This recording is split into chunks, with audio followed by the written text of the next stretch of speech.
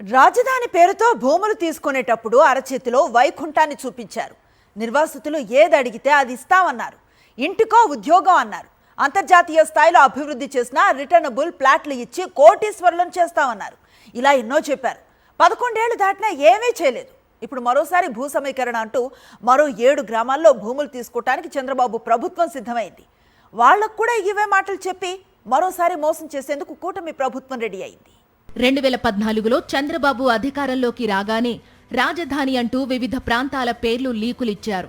చివరకు తుళ్లూరులో టీడీపీ నాయకులు చంద్రబాబు కోటరి భూములు కొనుక్కున్న తరువాత తుళ్లూరు, తాడేపల్లి, మంగళగిరి మండలాల్లోని 29 గ్రామాల్లో రాజధాని ఏర్పాటు చేస్తున్నట్లు ప్రకటించారు. భూములు తీసుకునే సమయంలో మంత్రులంతా రాజధాని గ్రామాల్లోని ప్రతి ఇంటికి తిరిగారు. మీరు రాజధానికి భూములిస్తే 3 ఏళ్లలో అంతర్జాతీయ స్థాయిలో అభివృద్ధి చేసిన ప్లాట్లు ఇస్తామన్నారు. ఇంటికో ఉద్యోగం ఇచ్చి కోటీశ్వరులను చేస్తామన్నారు. ఇవి కాకుండా రాజధానిలో ఉండేవారికి ఉచిత విద్య, ఉచిత వైద్యం అందిస్తామన్నారు. గ్రామాల్లో మౌలిక వసతులు కల్పించడానికి ప్రతి గ్రామానికి 50 లక్షలు, నిరుద్యోగులకు వడ్డీ లేకుండా 25 లక్షల చొప్పున రుణం, ప్రభుత్వ భూములు తీసుకుంటే రాజధానిలో ఉండేవారికి ఉపాధి దొరకదు కాబట్టి వారందరికీ ఏడాది పొడవునా జాతీయ ఉపాధి హామీ పథకం కింద పనులు కల్పించడం, వృద్ధాశ్రమాలు ఏర్పాటు చేయడం, వన్ టైం సెటిల్మెంట్ కింద 1,50,000 చెల్లిస్తే బ్యాంకులో పొలంపై ఉన్న రుణాలు సెటిల్ చేయడం, ఇలా అనేక హామీలు ఇచ్చుకుంటూ పోయారు. ఇప్పటి వరకు వన్ టైం సెటిల్మెంట్ హామీ తప్ప ఏ ఒక్క హామీని ప్రభుత్వం అమలు చేయలేదు. ఉద్యోగాల ఊసేలేదు. ఒక్క విద్యార్థికి ఉచిత విద్య అందించలేదు. వైద్యం సేవల ప్రస్తావనే లేదు. ఇక రైతులకు ఇచ్చే రిటర్నబుల్ ప్లాట్లు ఎక్కడున్నాయో ఎవరికీ తెలియదు. కేవలం కాగితాలకే పరిమితమయ్యాయి. వాటిని చూపించే రాజధానిలో రియల్ వ్యాపారం జరుగుతుంది. ఇప్పటికీ రాజధానిలో రైతులకు తమ ప్లాట్ ఎక్కడుందో ఎవరికీ తెలియదు.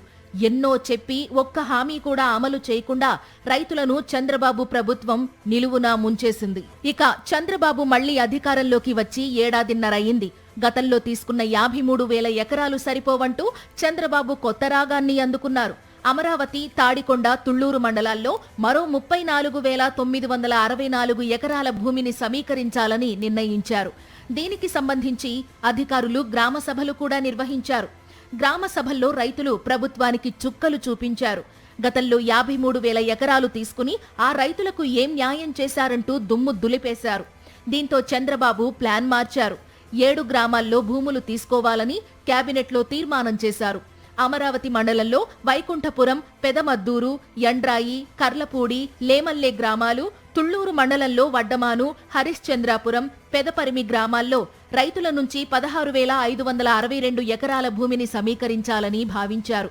వీటితో పాటు 7 గ్రామాల్లో అసైన్డ్ భూమి 104 ఎకరాలు, 3,829 ఎకరాల ప్రభుత్వ భూమి సేకరించాలని నిర్ణయించారు. మొత్తం కలిపి 20,494 ఎకరాలను ప్రభుత్వం తీసుకోవాలని భావించి జీవో జారీ చేసింది. ఈ 7 గ్రామాలకు కూడా గతంలో ఇచ్చిన మార్గదర్శకాలనే అమలు చేస్తామని ప్రకటించింది.